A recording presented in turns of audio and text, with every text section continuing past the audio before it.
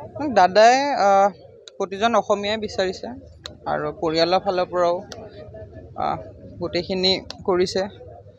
মোৰ সম্পূৰ্ণ বিশ্বাস অতি সোনকালে, কাৰণ জুবিন দা হয়, গতিকে ন্যায়টো পাব লাগিবই আৰু অতি সোনকালে সেই প্ৰচেছখিনি কৰিব বুলি আশা কৰিলোঁ। আৰু মই সম্পূৰ্ণ বিশ্বাসী, যদি দাদাই ন্যায় নাপায় তেন্তে কোনে পাব।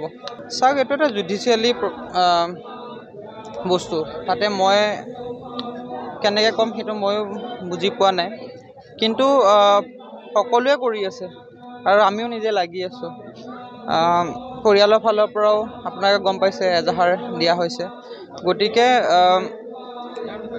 অকণমান লেহেমীয়া হৈছে বুলি ভাবোঁ। অকণমান নহয়, দাদাৰ ক্ষেত্ৰত এইটো নালাগে হ'বলৈ।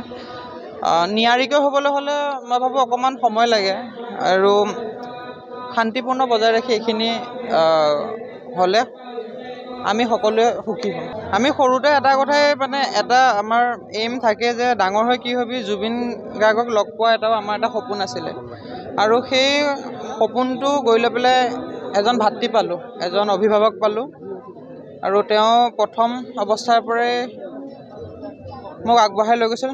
আটাইতকৈ ডাঙৰ কথা যে এজন মানুহ চলিবলৈ হ'লে পইচা লাগিব আৰু মোক প্ৰথম পইচা চোৱা মানুহজনে আছিল জুবিন দা।